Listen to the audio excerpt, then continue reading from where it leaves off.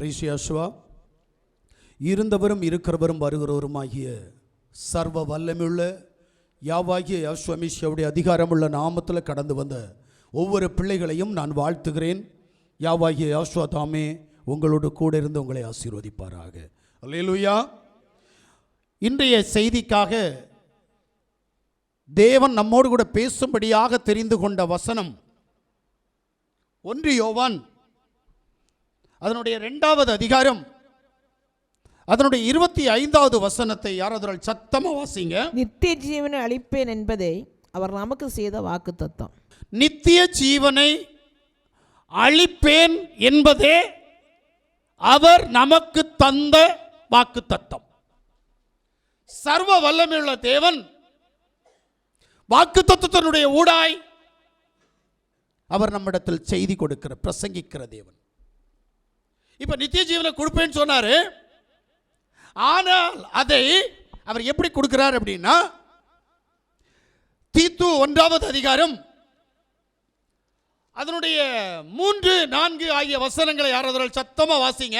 பொய்யிராத தேவன் ஆதி காலம் முதல் நித்திய ஜீவனை குறித்து வாக்குத்தத்தம் பண்ணி அவை குறித்த நம்பிக்கையை பற்றி தேவ பக்திக்கு ஏதுவான சத்தியத்தை அறிகிற அறிவும் விசுவாசமும் தேவனால் தெரிந்து கொள்ளப்பட்டவர்களுக்கு உண்டாகும்படி ஏற்ற காலங்களிலே தம்முடைய இரட்சகராகிய தேவனுடைய கட்டளையின்படி எனக்கு ஒப்புவிக்கப்பட்ட பிரசங்கத்தினாலே தமது வார்த்தையை வெளிப்படுத்தினார். வாசிக்கப்பட்ட வேத பகுதியில் அவர் சொல்றார், பொய்யுரையாத தேவன் ஆதி காலம் முதல் நித்திய ஜீவனை குறித்து வாக்குத்தத்தம் பண்ணி அதை குறித்து நம்பிக்கையை பற்றிய தேவ பக்திக்கு எதுவான சத்தியத்தை அறிகிற அறிவும் விசுவாசமும் தேவனால் தெரிந்து கொள்ளப்பட்டவர்களுக்கு உண்டாகும்படி ஏற்ற காலங்களிலே நம்முடைய இரட்சகராகிய தேவனுடைய கட்டளையின்படி எனக்கு ஒப்புவிக்கப்பட்ட பிரசங்கத்திலே தமது வார்த்தையை வெளிப்படுத்தினார்.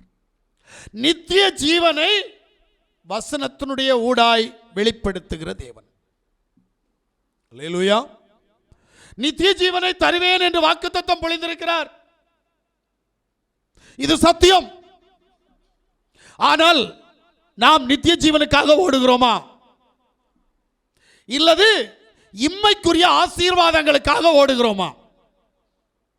ஒரு நாள் ஒரு வாலிபன் யாஷுவாவிடத்திலே கடந்து வந்து யாஷுவாவிடத்திலே கேட்டான், நல்ல போதகரே, நித்திய ஜீவனை சுதந்தரித்துக் கொள்வதற்கு நான் என்ன செய்ய வேண்டும் என்று கேட்டான். அல்லேலூயா. அந்த வாலிபனுக்கு ஒரு ஆசை, பிரசங்கிக்கிற இந்த பிரசங்கி நித்திய ஜீவனை குறித்து பிரசங்கிக்கிறார், அது எனக்கு வேண்டும். ஆனால் இங்க இருக்கிற பிள்ளைகளுக்கு நித்திய ஜீவன் வேண்டாம். வியாதியிலிருந்து விடுதலை வேண்டும், பிசாசுனுடைய போராட்டத்திலிருந்து விடுதலை வேண்டும், கஷ்டத்திலிருந்து விடுதலை வேண்டும், உபத்திரவத்திலிருந்து விடுதலை வேண்டும். இதற்காகவே நாம் தேவனை தேடுகிறோம். எல்லாவற்றிலிருந்து ஒரு விடுதலை எனக்கு தேவை. நான் அநேக தவறு செய்வேன், அந்த தவற்றிலிருந்து எனக்கு விடுதலை வேண்டும். எனக்கு அநேக தேவைகள் இருக்கும், அந்த தேவையிலிருந்து எனக்கு விடுதலை வேண்டும். நான் அநேக பாவங்கள் செய்வேன், அந்த பாவத்திலிருந்து எனக்கு விடுதலை வேண்டும். இதற்காகத்தான் நாம் தேவனை தேடுகிறோமே தவிர, இங்கு வந்திருக்கிற பிள்ளைகள் அல்லது சத்தத்தை கேட்கிற பிள்ளைகள் நான் நித்திய ஜீவனுக்குள் சுதந்தரித்துக் கொள்ள வேண்டும், எப்படியாகிலும் அவருடைய ராஜ்யத்தை பலவந்தம் பண்ணி பிடிக்க வேண்டும் என்று சொல்லி எத்தனை பேர் கங்கணம் கட்டி ஓடிக்கொண்டிருக்கிறீர்கள்? அது கஷ்டம். அவர் கணக்கு பார்க்கிறவர். உங்களை பார்த்து சொன்னார், புத்தி உள்ளவன் கணக்கு பார்க்க கடவான்.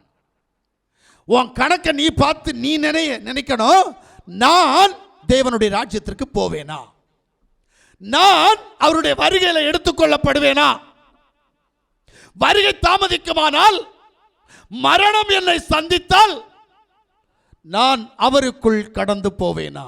இதை குறித்து யோசிக்கிறதற்கு புத்தி உள்ளவர்கள் இல்லை, கணக்கு பார்க்கிறவர்கள் இல்லை.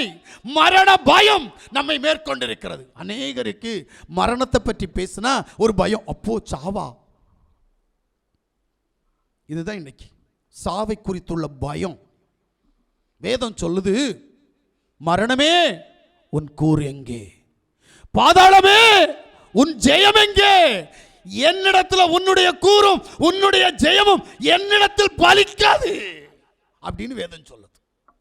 ஆனா நமக்கு பயம். அல்லேலூயா. எதை கண்டெல்லாம் பயம் தெரியுமா?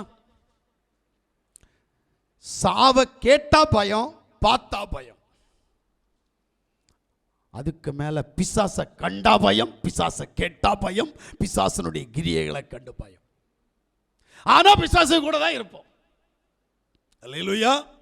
நித்திய ஜீவனுக்குள் பிரவேசிக்க நித்திய ஜீவனை கொடுக்கிற யாவாகிய யாசுவா மேசியாவிடத்தில் நாம் ஐக்கியப்படுவதில்லை.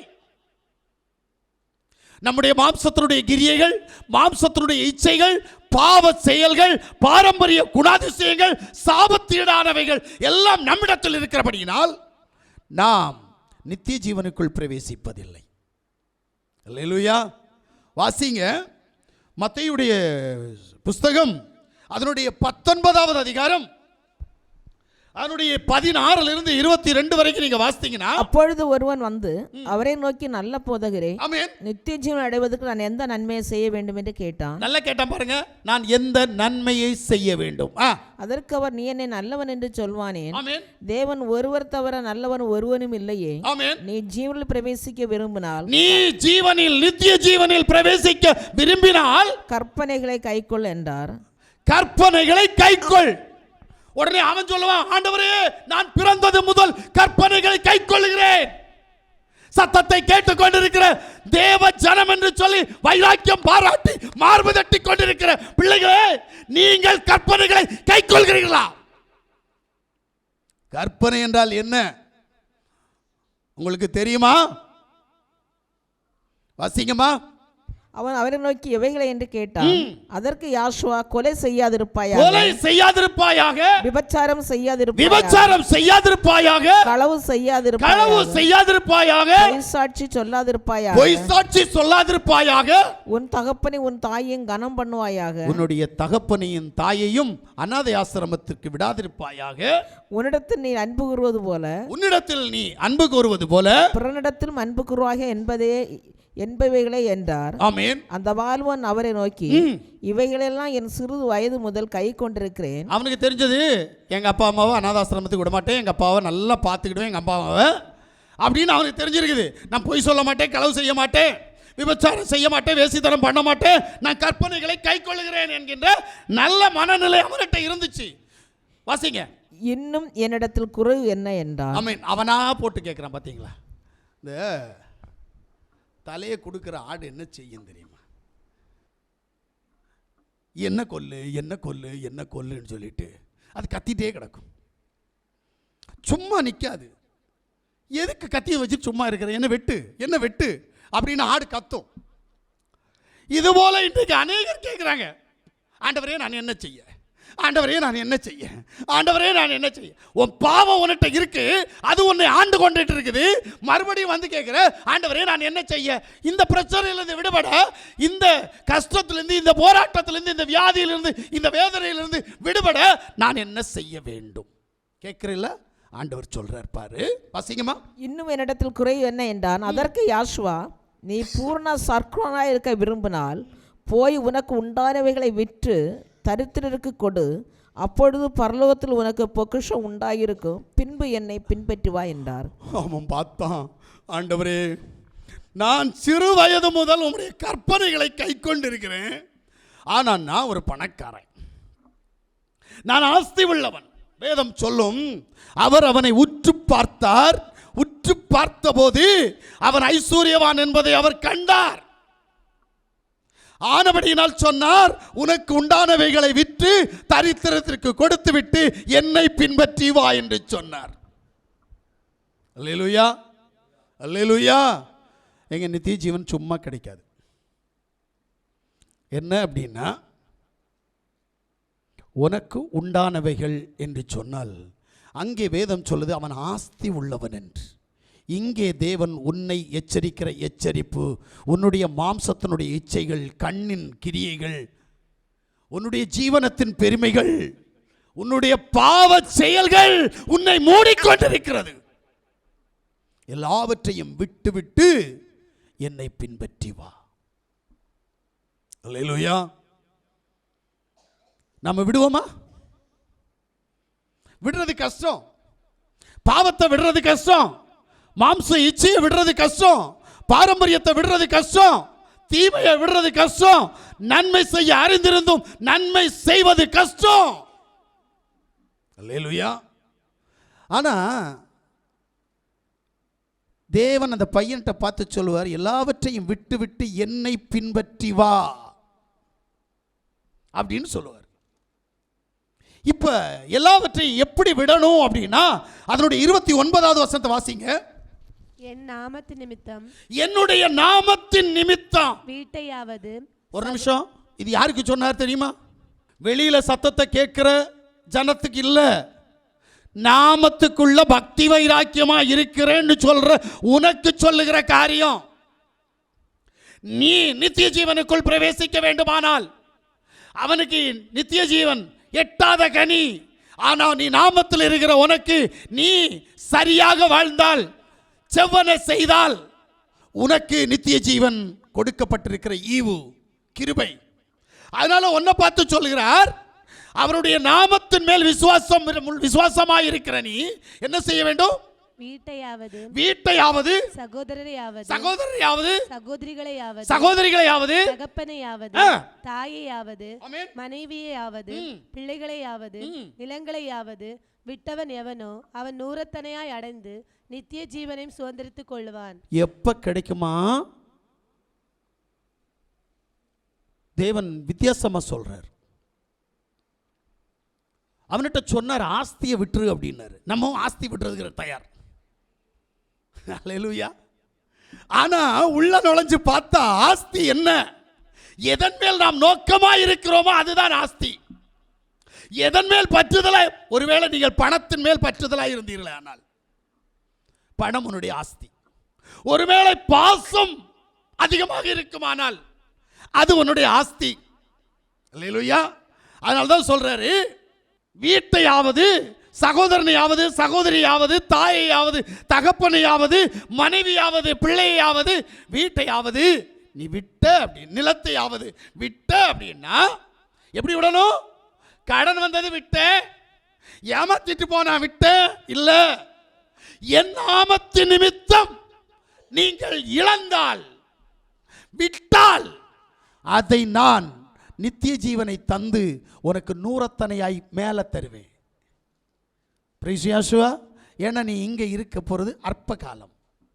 சாவை கண்டு நீ பயந்தாலும், சாவு உன்னை கண்டு பயந்தாலும் நீ இங்கே நிரந்தரமாக இருக்க மாட்ட. சாவு ஒரு நாள் கண்டிப்பாக உன்னை சந்திக்கும். அல்லேலூயா. மரணம் சந்திக்காமல் போகாது. மரணம் உன்னை கண்டிப்பாக சந்திக்கும். மரணத்தை ஜெயித்தால் நீ எடுத்துக்கொள்ளப்படுதலில் பிரவேசிப்பாய். அல்லேலூயா. கண்டிப்பா இந்த உலகம் உனக்கு சொந்தம் அல்ல. நீ சேர்த்து வைத்திருக்கிற சொத்து, நீ சேர்த்து வைத்திருக்கிற ஆஸ்தி, அந்தஸ்து எதுவுமே உனக்கு சொந்தம் இல்லை. எல்லாவற்றையும் ஒரு நாள் விட்டு விட்டு போவாய். ஆனா அதை யார் அனுபவிக்க போறாங்கன்னு எனக்கு தெரியாது. அல்லேலூயா. அல்லேலூயா. நான் ஒரு சின்ன இடத்தை வாங்கியிருக்கிறேன். யாவுடைய வருகை அடுத்த மாதம் வருது என்று வைத்துக் கொள்ளுங்கள்.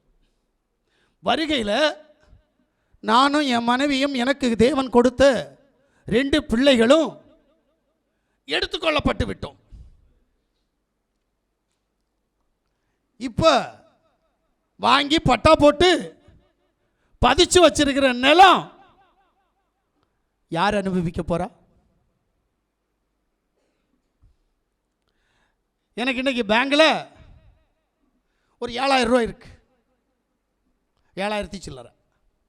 இந்த 7,000 சில்லறையை யார் அனுபவிக்க போறா? நான் கேட்கறது புரியுதா? பிரைஸ் யோசுவா. நம்ம எல்லாம் எங்கெங்கெல்லாமோ சேர்த்து வைக்கிறோம். யார் கொண்டு போறதுக்கு, யாருக்கு வேண்டி சேர்த்து வைக்கிறோன்றது தெரியல. நிம்மதியா சாப்பிட மாட்டோம், நிம்மதியா உடுத்த மாட்டோம், நிம்மதியா அனுபவிக்க மாட்டோம், நிம்மதியா கடவுளுக்கு கொடுக்க மாட்டோம். கடவுளுக்கு கொடுக்கறதுல கூட கணக்கு பார்ப்போம். கடவுள் கிருபையாய் நமக்கு தந்திருக்கிறார். ஆனா கடவுளுக்கு கொடுக்கிறதுல கணக்கு பார்த்து தான் கடவுளுக்கே கொடுப்போம். எப்படி நித்திய ஜீவனை தருவார்? பிரைஸ் யேசுவா. அதனால தான் தேவன் சொல்றார், என் நாமத்து நிமித்தம் நீங்கள் இழக்க வேண்டும், நீங்கள் இழந்தே ஆகணும். உங்க கஜானா காலியாக இருக்கணும். அல்லேலூயா, அல்லேலூயா. இன்னைக்கு நம்ம கஜானாவை காலி பண்ணுவோமான்னு கேட்டால் பண்ணவே மாட்டோம். இதுதான் மனுஷனுடைய நிலை, மாறிக்கொண்டே இருக்கும். எப்ப நாம் யாவுடைய ஆசீர்வாதத்தில் உயரும் போது நம்முடைய மனக்கணக்குகள் தவறுதலாய் போய் தேவ சமூகத்தை விட்டு தூரம் போய்கொண்டிருப்போம். மறந்து விடாதீர்கள். இதனாலதான் நிறைய பேரை தேவன் ஆசீர்வதிக்கிறதே இல்லை. இப்படியே இருடு, எனக்கு நீ உண்மையா இருந்தா போதும் அப்படின்னு வைப்பாரு. ஆனா சிலருக்கு என்ன செய்வார்? கொடுப்பார், வாரி கொடுப்பார், வச்சிடும். வாரி கொடுத்த உடனே மனநிலை மாறிடும். அதுக்கப்புறம் பணத்துக்கு மேல ஓடுவோம், பொருளுக்கு மேல ஓடுவோம், மனிதர்கள் நாசியில சோசமுள்ள மனிதர்களை நம்பி ஓடுவோம். தேவன் பார்ப்பாரு, சே இவனை நான் ஆசீர்வதிச்சது தப்பா போச்சே, இவனை எங்க அடிக்கணும்னு யோசித்துட்டு இருப்பார். அல்லேலூயா, அல்லேலூயா. தேவ சமூகத்தில் கடந்து வந்திருக்கிற தேவனுடைய பிள்ளைகளே, நீங்கள் விசுவாசிக்க வேண்டியதும் நீங்கள் தேட வேண்டியதும் நித்திய ஜீவன். அவர் வாக்குத்தத்தமாக உங்களுக்கு கொடுத்திருக்கிறார். எபிரேயர் 6:15. அந்தபடியே அவன் பொறுமையாய் காத்திருந்து வாக்குத்தத்தம் பண்ணப்பட்டதை பெற்றான். வாக்குத்தத்தம் பண்ணப்பட்டதை பெற்றான். யாரு? ஹலோ, யாரு? நீங்க வாய் முணங்குது. ஆபிரகாம் இல்ல, அவனுக்கு கொடுக்கல, எங்க அப்பனுக்கு கொடுத்தார். அல்லேலூயா. உங்களுக்கு புரியல? என்னுடைய தகப்பனாருக்கு கொடுத்தார். எங்க அப்பா தான் ஆபிரகாம். நீங்க சொல்ற ஆபிரகாம் இல்ல, நான் விசுவாசிக்கிற ஆபிரகாம். ஏனென்றால் என் தேவன் ஆபிரகாமை எனக்கு சாட்சியாக கொடுத்திருக்கிறார். எப்படி? நான் மேசியாவுக்குள், யாசுவா மேசியாவுக்குள் கடந்து போகிற போது, அவரை தரிக்கிற போது நான் ஆபிரகாமுடைய பிள்ளை. ஆனா இன்னைக்கு எல்லா கிறிஸ்தவங்களும் சொல்றாங்க நாங்க ஆபிரகாமுடைய பிள்ளை, ஆபிரகாமுடைய பிள்ளை இல்ல. ஆபிரகாம் தொழுது கொண்ட யாவாகிய தேவனை, யெகோவா இல்ல, யாவாகிய தேவனை, அந்த தேவன் யாசுவாவாக இந்த பூமியில கடந்து வந்தாரே, அவரை நீ தரித்தால் நீ ஆபிரகாமுடைய சந்ததி. அவரை நீ விசுவாசித்தால், இயேசுவை அல்ல, ஜீசஸை அல்ல, யாசுவாவை,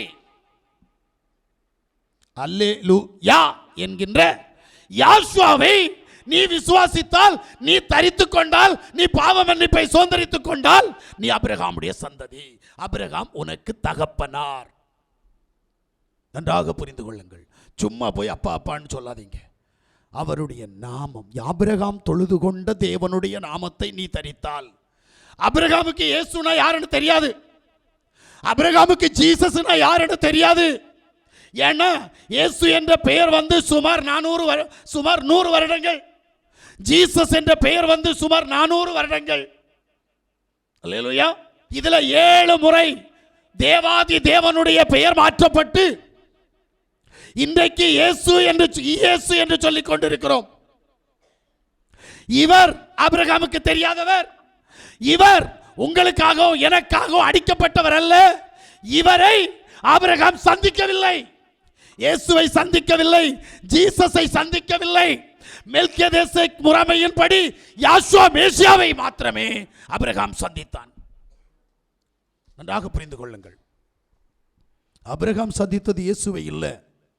ஏன்னா தமிழ்நாட்டில் வந்து பைபிள் மொழிபெயர்க்கப்பட்ட பின்பு தமிழ் அறிவாளிகளால் உருவாக்கப்பட்ட பேர் தான் தம்புரான், சர்வேஸ்வரன், பராபரன், ஜேசு, சேசு, இயேசு, இன்னைக்கு இயேசு வரைக்கும்.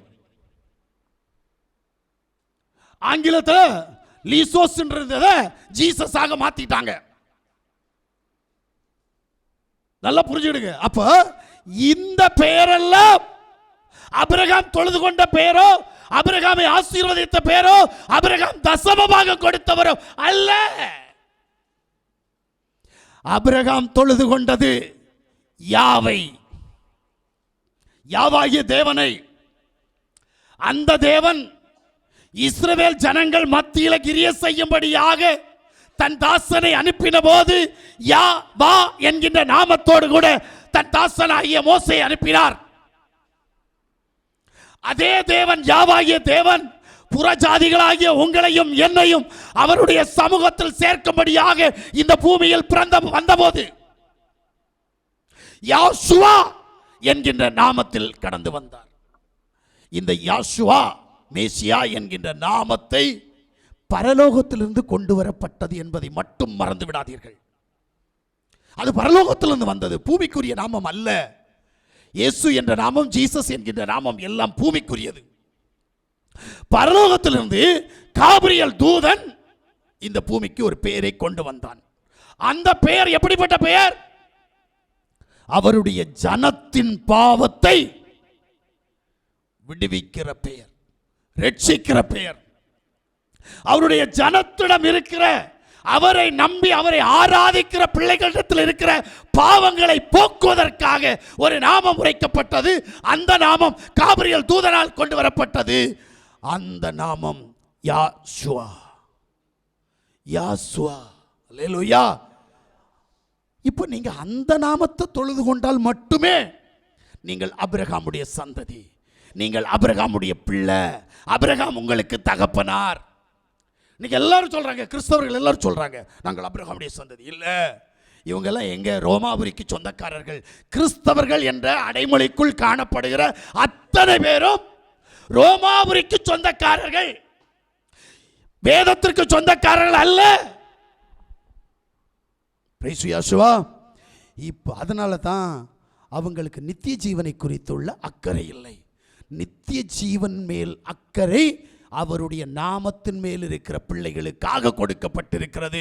ஆனபடியினால் அவருடைய நாமத்தை விசுவாசிக்கிற பிள்ளைகள் ஆஸ்தியாக எண்ணுகிற பாவ செயல்கள், உறவு முறைகள், ஆஸ்தி அந்தஸ்துகள் எல்லாவற்றையும் விட்டு விட்டு அவருடைய சமூகத்திற்கு போகணும்.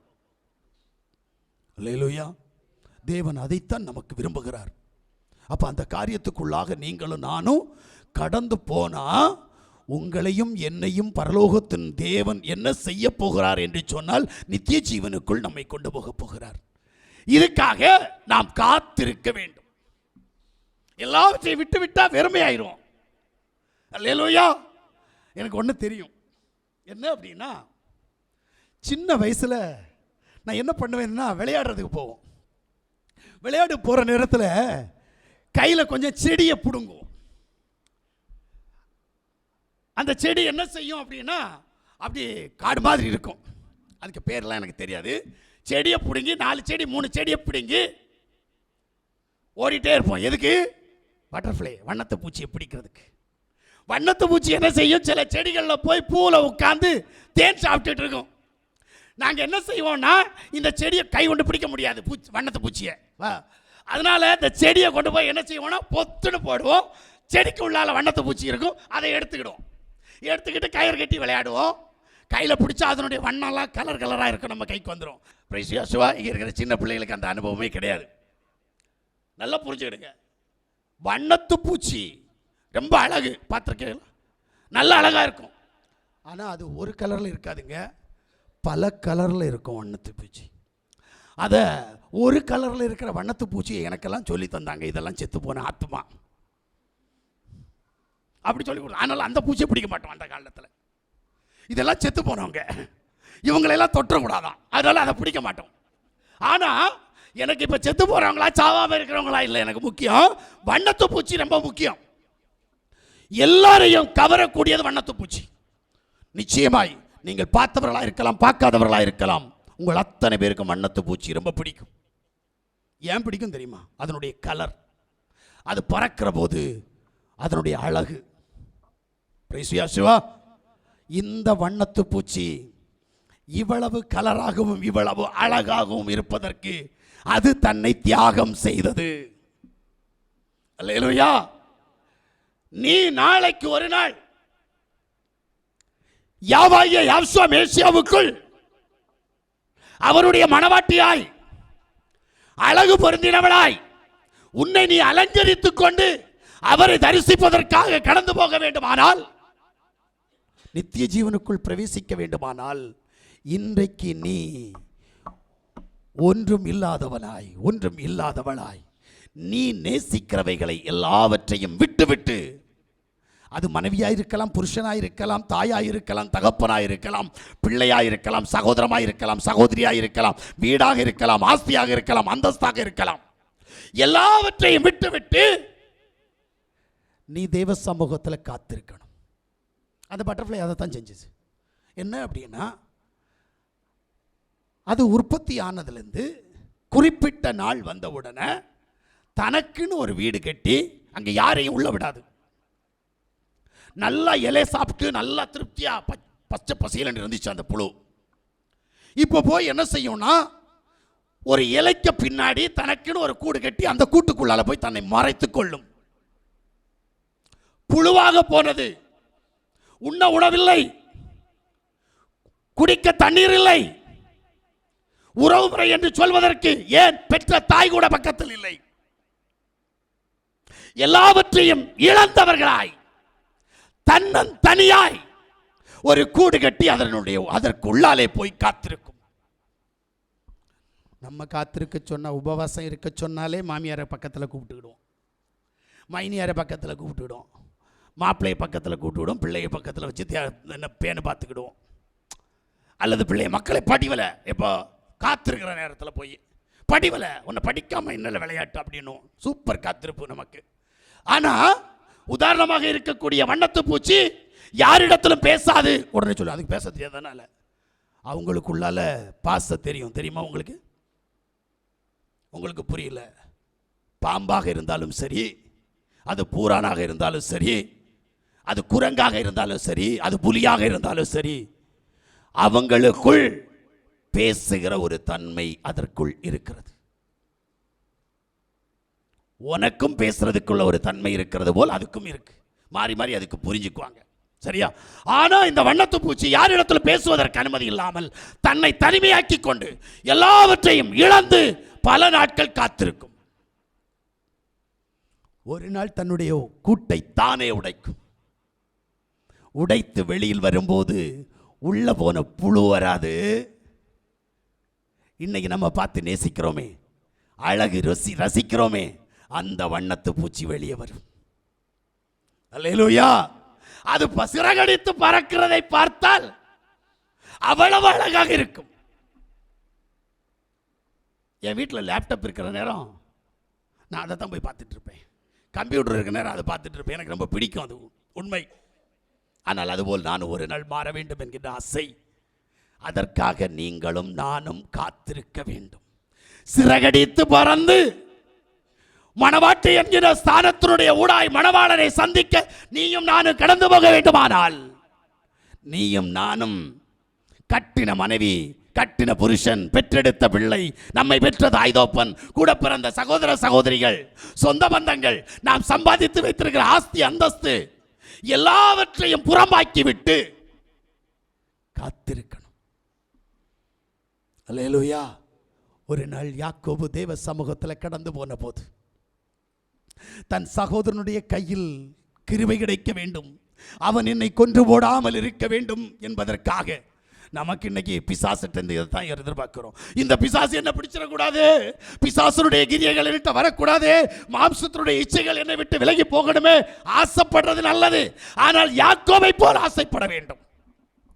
யாக்கோபு ஆசைப்பட்ட ஆசைக்காக தன் மனைவியையும் மர்மனையாட்டிகளையும், அதாவது வேலைக்காரிகளையும் பிள்ளைகளையும் ஆஸ்தி அந்தஸ்துகள் எல்லாவற்றையும் தூரப்படுத்தினான் என்று சொல்லி நான் வேதத்தில் வாசிக்கிறேன். நான் தான் வேதத்தில் வாசிக்கிறேன், நீங்க வாசிக்கல. அதனால தான் நமக்கு புரியல. அல்லேலூயா. நாம விரும்புகிறோட கூட இருந்துதான் உபவாசம் இருப்போம். நீங்க உங்களை தனிமைப்படுத்தி கொண்டால் தேவன் உனக்கு துணையாக கடந்து வருவார். இதான் உண்மை. ஆனா நம்ம என்ன செய்ய மாட்டோம், தனிமைப்படுத்த மாட்டோம். அதனால தேவன் நம்ம கிட்ட வர்றதில்லை. பிசாசு என்ன செய்வான், நம்ம கூட வந்து நம்ம கூட ஐக்கியப்படுவான். தேவ சமூகத்தில் கடந்து வந்து தேவனுடைய நாமத்தை மகிமைப்படுத்திக் கொண்டிருக்கிற தேவனுடைய பிள்ளைகளே, உங்களை நீங்கள் வண்ணத்து பூச்சியை போல மாற்றிக்கொள்வதற்காக நீங்கள் பிரயாசப்படணும். இதற்காக நீங்கள் காத்திருக்கணும். அப்போஸ்தலருடைய புத்தகம் 1வது அதிகாரம் 5வது வசனத்தை நாம் வாசிப்போமே ஆனால், ஆகையால் நீங்கள் எருசலேமை விட்டு போகாமல் என்னிடத்தில் கேள்விப்பட்ட பிதாவின் வாக்குத்தத்தம் நிறைவேற காத்திருங்கள் என்று கட்டளையிட்டார். என்னிடத்தில் கேள்விப்பட்ட வாக்குத்தத்தம் நிறைவேற காத்திருங்க. இங்க என்ன வேணும் அப்படின்னா, தேவன் விரும்புகிற காரியம், தேவனிடத்திலிருந்து வல்லமை பெற்றுக்கொள்ள வேண்டுமானால், தேவனிடத்திலிருந்து ஆசீர்வாதங்களை பெற்றுக்கொள்ள வேண்டுமானால், தேவனிடத்திலிருந்து சத்தியத்தை பெற்றுக்கொள்ள வேண்டுமானால், நீ தேவ சமூகத்தில் காத்திருக்கணும்.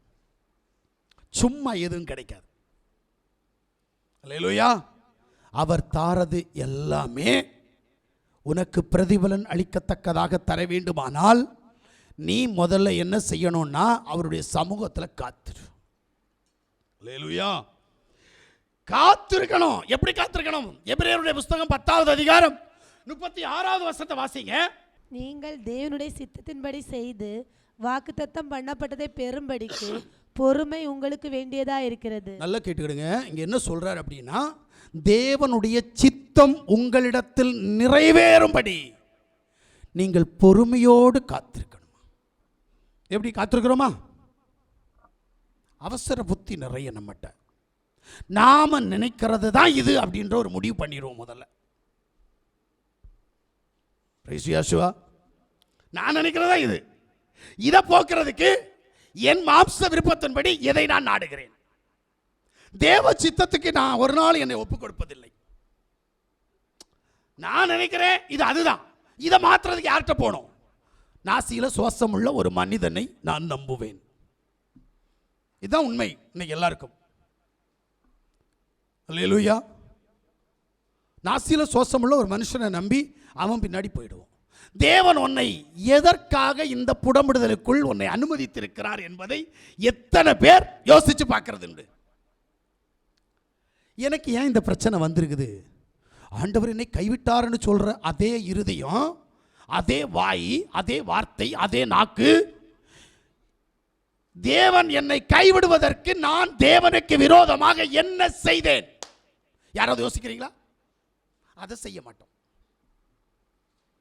தேவன் அதை எதிர்பார்த்து தான் உனக்கு இந்த காரியத்தை அனுமதிச்சிருக்கிறார். இவன் மனம் திரும்புவதற்கு ஏதுவாக இவன் தன்னை மாற்றிக்கொள்ள மாட்டானா? தேவ சித்தம் என்ன என்பதை அறிந்து மனம் திரும்பி விட மாட்டானா? இதுதான் நம் தேவனுடைய ஆசை. ஆனா நம்ம என்ன பண்ணுவோம் தெரியுமா? நாசியில் சுவாசமுள்ள மனிதர்களுடைய ஆலோசனையை கேட்டு தேவ சமூகத்தை விட்டு தூரம் போய் கொண்டிருக்கிறோம். இல்லது நம்முடைய மன விருப்பத்தின்படி நாம் தேவ சமூகத்தை விட்டு தூரம் போய் கொண்டிருப்போம். இதுதான் உண்மை. அப்புறமா எல்லாம் முடிஞ்ச பிறகு, ஆண்டவரே, யாசுவாவே, இயேசுவே, என்ன செய்ய? ஏன் ஆண்டவர் என்னை இப்படி கைவிட்டீர்? ஏன் அப்பா எனக்கு இந்த மாதிரி ஒரு உபத்திரவம்? எப்ப அனுபவிச்சு முடிச்ச பிறகுதான் இந்த எண்ணம் வரும். அல்லேலூயா. வேதனை அனுபவிச்ச பிறகு, பண நஷ்டம் ஏற்பட்ட பிறகு, உபத்திரவம் வந்த பிறகு, அப்புறமா ஒரு புத்தி தெளியும். இளைய குமாரனை போல அவனாவது கேட்டான், தகப்பனே, உமக்கு விரோதமாக பரத்திற்கு விரோதமாக நான் பாவம் செய்தேன். இனி உம்முடைய மகன் என்று எண்ணப்பட நான் தகுதியற்றவன். என்னை உம்முடைய வீட்டில் ஒரு வேலைக்காரனாக என்னை சேர்த்துக் கொள்ளும் என்று சொன்னான். ஆனா நம்ம போய் என்ன செய்வோம் தெரியுமா? ஆண்டவரே, ஏப்பா என்ன கைவிட்டீர்? பிரிசியாசுவா, தேவ சமூகத்தில் கடந்து வந்து தேவனுடைய சத்தத்தை கேட்டுக்கொண்டிருக்கிற தேவ ஜனமே, உன்னை நீ தேவ சமூகத்தில் முதல்ல சீர்படுத்து, அப்புறம் அவர் ஸ்திரப்படுத்துவார். நீ சீர்படுத்தவில்லை என்று சொன்னால் அவர் ஒரு நாள் உன்னை ஸ்திரப்படுத்த மாட்டார். அல்லேலூயா. அதனால சொல்றார், சித்தம் அறிந்து பொறுமையா காத்திரு. பொறுமையா காத்திருக்கணும். கொலோசியருடைய புத்தகம் 1வது அதிகாரம் 9வது வசனம் என்ன சொல்லுது? இதன் நிமித்தம் நாங்கள் அதை கேட்ட நாள் முதல் உங்களுக்காக இடைவிடாமல் ஜெபம் பண்ணுகிறோம். நீங்கள் எல்லா ஞானத்தோடும் ஆவிக்குரிய விவேகத்தோடும் அவருடைய சித்தத்தை அறிகிற அறிவினாலே நிரப்பப்படவும். பாத்தீங்களா? அவருடைய சித்தத்தை அறிகிற அறிவில் நிரப்பப்பட உங்களுக்காக ஜெபம் பண்றோம். ஆனா நீங்க அதுல போறீங்களா? தேவனுடைய சித்தம் இன்னதென்று எத்தனை பேர் அறிஞ்சிருக்கிறீங்க? சிலர் ஊழியத்துக்கு ஒப்பு கொடுப்பாங்க, எனக்கு ஆச்சரியமா இருக்கும். ஆனா தேவன் இவர்களை எதற்காக அழைத்தார்னு தெரியாது. இவங்க என்ன செய்வாங்க அப்படின்னா, உடனே தன்னை அண்ணகனாக்க பார்ப்பாங்க. புரியல? பைபிள் அப்படித்தான் சொல்லுது.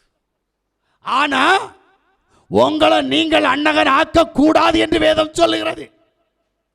பைபிள் சரியா சொல்லும்.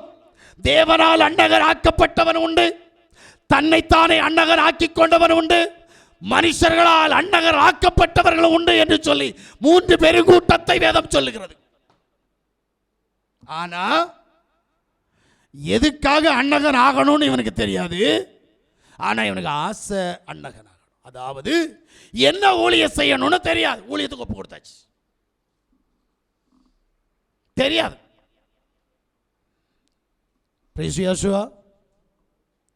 இன்னைக்கு அநேகர் இதுதான்.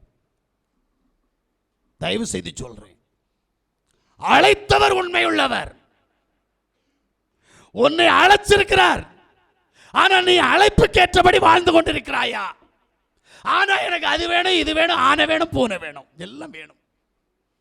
ஒன்னும் இல்லைன்னா என்னுடைய கையின் பிரியாசையாவது ஆசீர்வதியும், எனக்கு இருக்கிற உடல்நிலையை சரிப்படுத்தும், எனக்கு இருக்கிற கையின் பிரயாசத்தை ஆசீர்வதியும், என் குடும்பத்தை ஆசீர்வதியும், என் பிள்ளையை கலெக்டராக்கும், என் பிள்ளையை டாக்டராக்கும், என் பிள்ளையை என்ஜினியராக்கும். ஆண்டவரே என் பிள்ளைக்கு நல்ல வரனை தாரும். அவர் புரோக்கர். பிரைஸ் யாசுவா. எல்லாவற்றையும் அவரிடத்தில் கேட்கிறோமே, அவருடைய மனவிருப்பத்தின்படி எத்தனை பேர் வாழ்கிறோம்? பொண்டாட்டியை திருப்திப்படுத்துகிற புருஷன் இங்க இருக்கிற, புருஷனை திருப்திப்படுத்துகிற பொண்டாட்டி இருக்கிற, பிள்ளைகளை திருப்திப்படுத்துகிற புருஷன் தாய் தோப்பன் இங்க இருக்கிறீங்க, தாய் தோப்பனை திருப்திப்படுத்துகிற பிள்ளைகள் இங்க இருக்கிறீங்க, சகோதரர்களை திருப்திப்படுத்துகிற சகோதர சகோதரிகள் இருக்கிறீங்க, தேவனை திருப்திப்படுத்துகிற எத்தனை பிள்ளைகள் இங்க இருக்கிறீங்க? நான் கேட்ட கேள்வி புரிஞ்சிச்சா? தேவனை திருப்திப்படுத்துகிற, தேவனை பிரியப்படுத்துகிற, தேவனை சந்தோஷப்படுத்துகிற எத்தனை பிள்ளைகள் தேவ சமூகத்தில் தேவனுடைய சத்தத்தை கேட்டுட்டு இருக்கிற? இதுதான் இன்னைக்கு நாம நம்ம விருப்பத்தை செஞ்சுக்கிட்டு இருக்கிறோங்க. நாம எல்லாரும் என்ன நினைக்கிறோம் அப்படின்னா, எனக்கு தான் உலகத்தில் இல்லாத ஒன்று கிடைச்சிச்சு, உலகத்திலேயே இல்லாதது ஒன்று கிடைச்சிது, யாருக்கும் கிடைக்கல, எனக்கு மட்டும் தான் கிடைச்சிச்சு.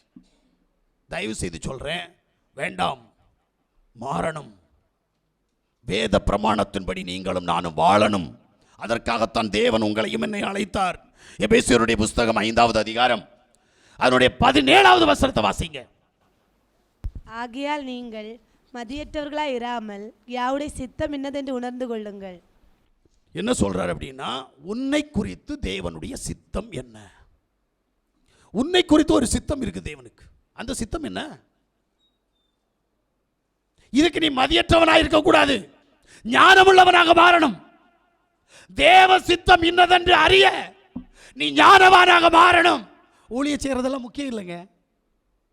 நான் இப்படி வந்து நின்று ஆசாரியத்துவ ஊழியத்தை செய்யறதெல்லாம் முக்கியம். என்னை எதற்காக அழைத்தார்? இந்த ஆசாரியத்துவத்திற்காக அழைத்தாரா? அழைத்தார் என்று சொன்னால் என்னிடத்தில் இருக்கிற ஆற்றின் நிலையை நான் சரியாக அறிந்து கொள்ள வேண்டும். அப்பதான் ஆசாரியன், இல்லைன்னா ஆசாரியன் இல்லை. அல்லேலூயா. ஆடாகிய ஜனத்தினுடைய நிலை என்ன என்பதை நான் அறியணும். அல்லேலூயா. நன்றாக புரிந்து கொள்ளுங்கள், அப்பதான் ஆசாரியன். ஆட்டினுடைய நிலை அறியல அப்படின்னா அவன் ஆசாரியன் இல்லை, சபை நடத்துவதற்கு தகுதி உள்ளவன் அல்ல, அவன் ஒரு சுவிசேஷகன். அழைத்த அழைப்பு தெரியணும். ஏன் அப்படின்னா, தேவ சித்தம் இன்னதென்று நீ அறியணும். தேவ சித்தம் என்ன? 1 தெசலோனிக்கேயர் 4வது அதிகாரம் 3வது வசனத்தை சீக்கிரமா வாசிங்க. நீங்கள் பரிசுத்தம் உள்ளவர்களாக வேண்டும் என்பதே. நல்லா கேளுங்க, தேவ சித்தம் என்ன அப்படின்றது வேதம் சொல்லுகிறது. நீங்கள் பரிசுத்தம் உள்ளவர்கள் ஆக வேண்டும் என்பதே, பரிசுத்தம் உள்ளவர்கள் ஆக வேண்டும் என்பதே தேவனுடைய சித்தமாய் இருக்கிறது. அந்தபடி நீங்கள் ஆ, வேசி மார்க்கத்துக்கு விலகி இருந்து. ஆமென். இப்ப நீங்க பரிசுத்தமா இருக்கணும்ன்றதான் தேவனுடைய சித்தம்.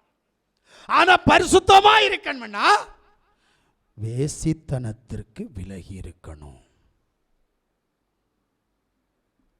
பிரிசியாசுவா, காத்திருந்தா உன்னை தேவன் உயர்த்துவார், உன்னை தேவன் எடுத்துக்கொள்வார். அப்போது உனக்கு சேட்டைகள் உண்டாகும், நீ பறந்து போவாய். அல்லேலூயா, அல்லேலூயா. நீ பறந்து போவதற்காக உன்னை ஆயத்தப்படுத்த வேண்டுமானால் நீ காத்திருக்க வேண்டும்.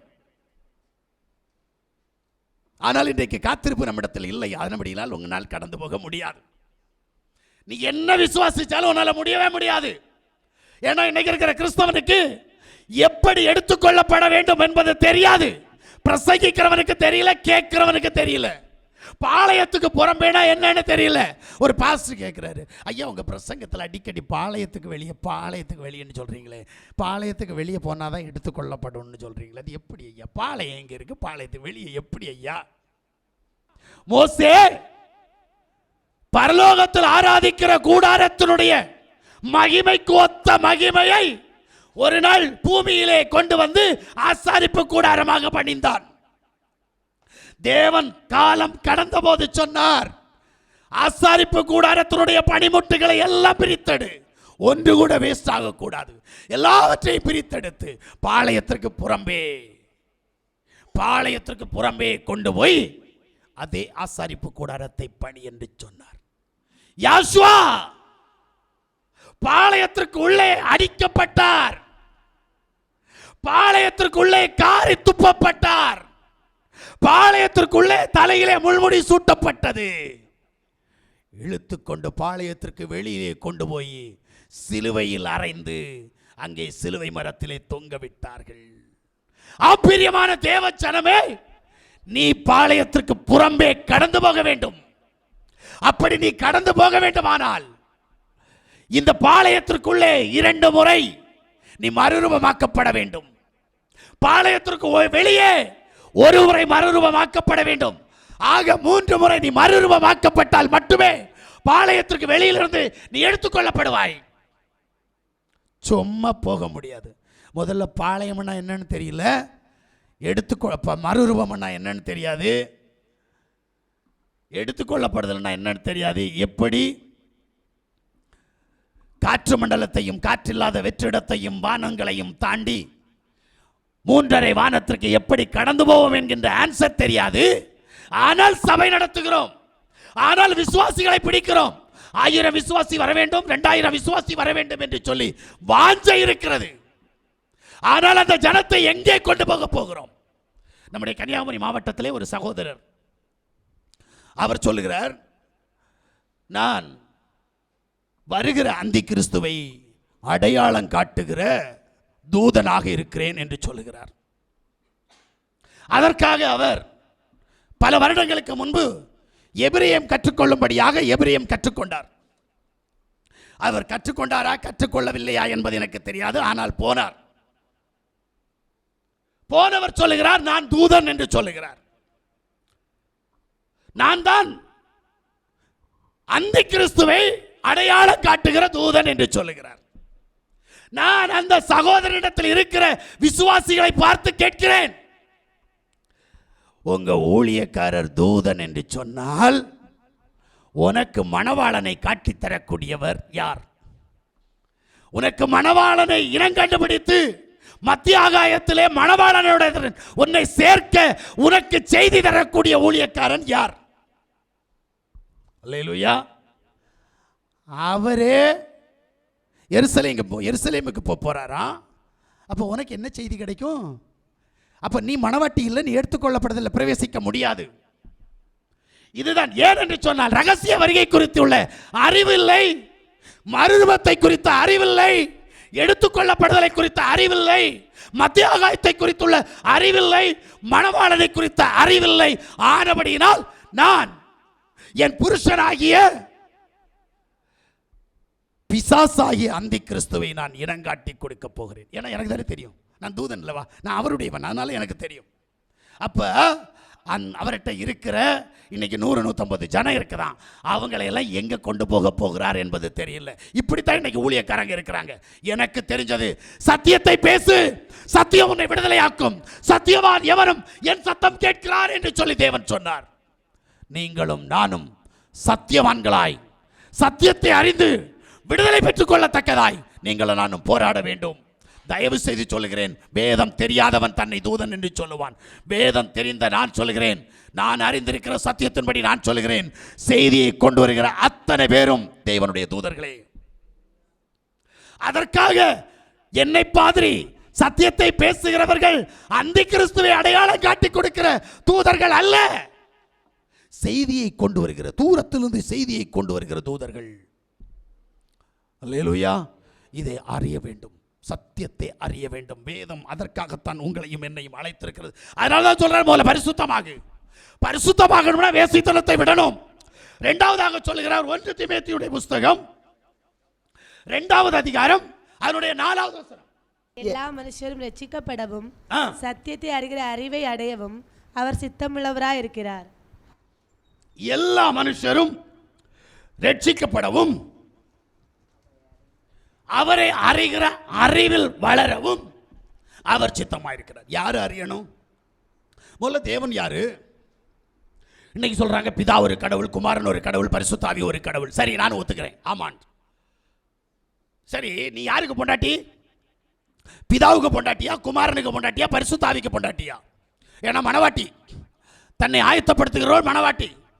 நீ யாரை கட்டிக்க போற? பிதாவை கட்டிக்கிட்டா குமாரன் கோவிச்சுக்குவாரு, குமாரனை கட்டிக்கிட்டா பிதா கோவிச்சுக்குவாரு, பரிசுத்த ஆவியை கட்டிக்கிட்டா பிதாவும் குமாரனும் கோவிச்சுக்குவாங்க. இப்ப யாருக்கு நீ பொண்டாட்டி? வேதம் அதுக்கு தான் அறிவு கட்ட முட்டாள்களை பார்த்து சொல்லுகிறது. வேதம் அறியாத வேதபாரகரையும் பரிசேயரையும் பார்த்து சொல்லுகிறது, இஸ்ரவேலே கேள், உன் தேவனாகிய யா கர்த்தர் ஒருவரே. எனக்கு நிகரானவர், எனக்கு சமமானவர், எனக்கு முன் ஏற்பட்ட தேவன், எனக்கு பின் வரக்கூடிய தேவன் என்று ஒருவரும் இல்லை. நானே கர்த்தர், என்னை அல்லாமல் இரட்சகர் இல்லை. அப்ப பிதா ஒரு இரட்சகர், குமாரன் ஒரு இரட்சகர், பரிசுத்தாவி ஒரு இரட்சகர் என்று சொன்னால், வேதத்திற்கு புறம்பான உபதேசங்களை உபதேசித்துக் கொண்டிருக்கிற பிள்ளைகளே, நீங்கள் வேதபாரகரும் பரிசேயருமாய் இருக்கிறீர்கள். தயவு செய்து சத்தியத்தை கற்றுக் கொடுங்கள். உங்களுக்கு நன்றாக தெரியும், இஸ்ரவேலே கேள், உன் தேவனாகிய கர்த்தர் ஒருவரே என்று சொல்லி. ஆனால் அதை சொல்ல மாட்டீர்கள். ஏன் என்று சொன்னால், உங்களுடைய பாக்கெட் நிரம்ப வேண்டும், பணம் கை நிறைய கடந்து வர வேண்டும். அதற்காக இல்லாத, வேதத்தில் இல்லாத திருத்துவம் என்கின்ற உபதேசத்தை புகட்டி வருகிறீர்கள். அதனால்தான் சொல்றாரு, தேவனை அறிகிற அறிவுக்குள் நீங்கள் வளருங்கள். முதல்ல பரிசுத்தமாகுங்க, இரண்டாவது தேவனுக்குள் வளருங்க, மூணாவது 1 தெசலோனிக்கர் 5:18 எல்லாவற்றிலேயும் ஸ்தோத்திரம் செய்யுங்கள், ஆமென். அப்படி செய்வதே மேசியா யாஷோவுக்குள் உங்களை குறித்து தேவனுடைய சித்தமா இருக்கிறது. பாத்தீங்களா? தேவ சித்தம். மூணாவது காரியம், நீங்கள் தேவனை துதிப்பது. தேவன் உங்களை குறித்து கரிசனை உள்ளவராய் இருக்கிறபடியினால், 1வது காரியம், நீங்கள் தேவன் யார் என்று அறிவது. அல்லேலூயா. 1வது காரியம் நீங்கள் பரிசுத்தமாவது, 2வது காரியம் தேவன் யார் என்று அறிவது, 3வது காரியம் நீங்கள் தேவனை துதிப்பது. சூப்பரா இன்னைக்கு 1000 ஸ்தோத்திர பலின்னு சொல்லி, அந்த 1000 ஸ்தோத்திர பலியில ஒரு ஸ்தோத்திர பலி திருத்துவ தேவனை ஸ்தோத்தரிக்கிறேன், 2வது ஸ்தோத்திர பலி திரியேக தேவனை ஸ்தோத்தரிக்கிறேன், 3வது ஸ்தோத்திர பலி பிதா குமாரன் பரிசுத்த ஆவியாகிய தேவனை ஸ்தோத்தரிக்கிறேன். இது வேதத்துல இல்ல. நானும் இது அறியணும் பைபிளை ஃபுல்லா படிச்சு பார்த்தேன், நல்லா வாசித்து பார்த்தேன். எங்கேயுமே பிதாவாகிய தேவனுக்கு ஸ்தோத்திரம், குமாரனாகிய தேவனுக்கு ஸ்தோத்திரம், பரிசுத்தாவியாகிய தேவனுக்கு ஸ்தோத்திரம், திருத்துவ தேவனுக்கு ஸ்தோத்திரம், திரியேக தேவனுக்கு ஸ்தோத்திரம் இல்லவே இல்லை. பைபிள் சொல்லுது, வேதத்தில் ஒரு வள்ளி புள்ளி மாற்றக்கூடாது, அதை கூட்டவோ குறைக்கவோ கூடாது. அதை கூட்டினால் குறைத்தால் அவன் கழுத்தில் எந்திரக்கல்லை கட்டி கடலிலே கொண்டு போய் தாக்க வேண்டும் என்று சொல்லுகிறது. இப்ப இன்னைக்கு இருக்கிற ஊழியக்காரங்களை, ஸ்தோத்திர பலி செய்கிற ஊழியக்காரர்களை, அந்த ஸ்தோத்திர பலி செய்யக்கூடிய அந்த ஊழியக்காரனுடைய பிள்ளைகளை என்ன செய்யணும்னு சொல்லிட்டு நியாய தீர்ப்பு எழுதியாச்சு. கழுத்துல எந்திரக்கல்லை கட்டி கடலை தாத்தணுமா? இவனுக்கு சொர்க்கம் கிடைக்குமா? அல்லேலூயா. ஆனா நீ துதிக்கிற ஸ்தோத்திர பலியில வேத வசனத்தை நீ துதிச்சுக்கிட்டு இருக்கிற. ஒவ்வொரு வசனத்தையும் நினைவு கூர்ந்து நீ துதிக்கிற. அதனபடியினால் உன்னை தேவன் ஆசீர்வதிக்க போகிறார். தேவன் இதைத்தான் விரும்புகிறார். இந்த 3 காரியங்களும் உன்னிட்ட இருக்கணும். என்ன? பரிசுத்தம், தேவனை அறிகிற அறிவு, துதிக்கிற துதி. இந்த 3 இருந்துச்சுன்னா இது காத்திருக்கிறவனுக்கு தான் கிடைக்கும். இவனுக்கு நித்திய ஜீவனை கொடுக்க தேவன் தயாராக இருக்கிறார். அல்லேலூயா. எபிரேயருடைய புஸ்தகம் 11வது அதிகாரம் 33வது வசனத்தை நாம் வாசிக்கிற போது, விசுவாசத்தினாலே ஆமென். அவர்கள் ராஜ்யங்களை ஜெயித்தார்கள், நீதியை நடப்பித்தார்கள், ஆமென். வாக்குத்தத்தங்களை பெற்றார்கள், ஆமென். சிங்கங்களின் வாய்களை அடைத்தார்கள். ஆமென். பாருங்க, யார் இந்த அற்புதங்களை செய்தார்கள்? தன்னை பரிசுத்தமாக்கி கொண்டவன், தேவன் யார் என்று அறிந்தவன், தேவனை துதித்தவன். என்ன பண்றான்? விசுவாசத்தினாலே அவன் செய்கிற காரியங்களை எல்லாம் நம்ம வாசித்தோம். மார்க்கு சுவிசேஷத்தினுடைய புஸ்தகம் 16 வாசித்தீங்கன்னா, விசுவாசிகளால் நடக்கும் அடையாளங்கள். விசுவாசம் உள்ளவனாகி ஞானஸ்நானம் பெற்றவன் ரட்சிக்கப்படுவான். விசுவாசி அதோட ஆக்கினைக்குள்ளாக்கப்படுவார்கள். விசுவாசிகள் நடக்கும் அடையாளங்கள் யாவன? என் நாமத்தினாலே பிசாசுகளை துரத்துவார்கள், நவமான பாஷைகளை பேசுவார்கள், சர்ப்பங்களை எடுப்பார்கள், ஏதுவான யாதொன்றை குடித்தாலும் அவர்களை சேதப்படுத்தாது, வியாதியஸ்தர் கைகளை வைப்பார்கள், அவர்கள் சொஸ்தமாவார்கள் என்றார். அப்போ நீ விசுவாசியா இருந்தா, விசுவாசி யாரு? தன்னை பரிசுத்தமாக்கி கொண்டவன், தேவன் யார் என்று ஒன்றான மெய் தெய்வத்தை அறிந்தவன், அவரை துதிக்கிறவன், அவனுக்கு வருகிற விசுவாசம். 3 தெய்வம்னு சொல்றவனுக்கு இல்ல, ஒரே தெய்வன். அந்த ஒரே தெய்வன் யார்? பழைய ஏற்பாட்டில் யாவாக இருந்த தேவன் இந்த நாட்களில் இந்த பூமியில் அவர் கடந்து வருகிற போது யெகோவாவாக கடந்து வந்தார். இந்த தேவனை நீ அறியணும், அறிஞ்சு அவரை துதிக்கணும். அப்படி துதிச்சேனா உனக்கு விசுவாசத்தை தேவன் கொடுப்பார். அல்லேலூயா. ஏன்னா விசுவாசத்தினுடைய ஊடாகத்தான் ஜெயித்தவர்களுடைய நம்பிக்கை இருந்தது. வாசிங்க அப்போஸ்தலருடைய புஸ்தகம் 26வது அதிகாரம் 6வது வசனத்தை. தேவன் தம்முடைய பிதாக்களுக்கு அருளி செய்த வாக்குத்தத்தம் நிறைவேறும் என்கிற நம்பிக்கையாகவே நான் இப்பொழுது நியாய தீர்ப்பு அடைகிறதற்கு நிற்கிறேன். பார்த்தீங்களா? பவுலுடைய நம்பிக்கை என்னவா இருந்துச்சு? நம்ம நம்பிக்கை என்னவா இருக்கு? தேவனிடத்தில் நியாய தீர்ப்பு அடைவேன். நமக்கு தருகிற நியாய தீர்ப்பு எப்படி இருக்கும்? நம்மை பார்த்து சொல்ல போறார். நான் வியாதியாக இருந்தேன், என்னை பார்க்க வந்தீர்கள்.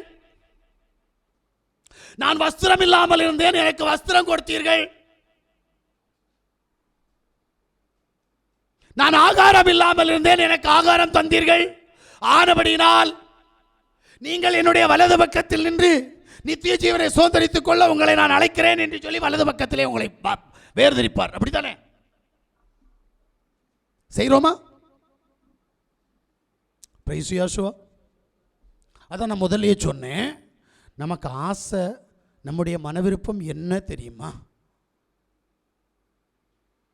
நான் நல்லா இருக்கணும், என் பிள்ளை நல்லா இருக்கணும், என் குடும்பம் நல்லா இருக்கணும். இதுக்காக தான் சபையில் போறேன். எனக்கு ஒரு உபத்திரம் வந்துடக்கூடாது. நான் உழைக்கலனாலும் எனக்கு பணம் வரணும். நான் வீட்டில் சமைக்கலனாலும் எனக்கு சாப்பாடு வரணும். அப்பதான் தேவன் உண்மை உள்ளவர். இல்லை அப்படின்னா இந்த தேவன் எல்லாம் போய் பிரைசியாசோ. இதான் நம்ம ஆசை. இல்லை, தேவன் இதை விரும்பல. தேவன் விரும்புறது வேற. எனக்கு நியாய தீர்ப்பு எப்படி வரும் என்பதை ஒவ்வொருவனும் யோசித்து பார்க்க வேண்டும். அல்லேலூயா. இதைத்தான் ஆபிரகாம் கூட சொல்றான் பாருங்க. ரோமருடைய புஸ்தகம் 4வது அதிகாரம் 13-14 வாசிக்கிற போது, அன்றியும் உலகத்தை சுதந்தரிப்பான் என்கிற வாக்குத்தத்தம் ஆபிரகாமுக்காவது அவன் சந்ததிக்காவது நியாயப்பிரமாணத்தினால் கிடையாமல் விசுவாசத்தினால் வருகிற நீதியினால் கிடைத்தது. நியாயப்பிரமாணத்தை சார்ந்தவர்கள் சுதந்திரவாளிகள் ஆனால் விசுவாசம் வீணாய் போகும், வாக்குத்தத்தமும் அவமாகும். இப்ப ஆபிரகாமுக்கு கூட என்ன உண்டாகிறது அப்படின்னா விசுவாசம் வருது. நீ ஆபிரகாமுடைய பிள்ளைன்னு தானே சொல்ற. ஆபிரகாம் விசுவாசித்த, ஆபிரகாம் ஆராதித்த தேவனை நீ விசுவாசிக்க முயற்சி பண்ணு. ஆபிரகாம் இருந்த காலத்தில் இயேசுன்னு ஒரு ஆள் இல்லையே. ஆனா இன்னைக்கு இயேசுவே உமக்கு ஸ்தோத்திரம், இயேசுவே ரட்சிக்கிறார், இயேசு பாதுகாக்கிறார், இயேசு கூட வருகிறார், என்னெல்லாமோ சொல்ற. தயவு செய்து உன்கிட்ட அன்பா சொல்றேன், சத்தியத்தை கேளு. ஆபிரகாம் தொழுது கொண்டவர் இயேசுவா, ஜீசஸா? இல்ல, ஆபிரகாம் தொழுது கொண்டவர் யாவாகிய தேவன். ஒரு நாள் ஆபிரகாமை ஆசீர்வதிக்க வந்தவர் யாசுவா. ஏனென்றால் வேதம் சொல்லுகிறது, மெல்கியதேசேக் முறைமையின்படி வம்ச வரலாறு வழி இல்லாதவன் ஆபிரகாமை ஆசீர்வதிக்கிறான். அவன் தேவகுமாரனுக்கு சமமானவர். அல்லேலூயா. அப்ப புரிஞ்சுக்கிடுங்க, அது யாரு அப்படின்னா யாசுவா. யாவாகிய தேவன் மாம்சத்தில் வரும்போது அவர் யாசுவாவாக வருகிறார். இந்த தேவனை நீ ஆராதிச்சிட்ட அப்படின்னா நீ ஆபிரகாமுடைய சந்ததி தான். ஆபிரகாமுடைய விசுவாசம் உன்னிட்ட இருக்கு, நான் ஒத்துக்கிறேன். அப்ப ஆபிரகாமுக்கு கொடுத்த வாக்குத்தத்தங்கள் முழுவதும் உன்னிடத்தில் நிறைவேறும். அல்லேலூயா.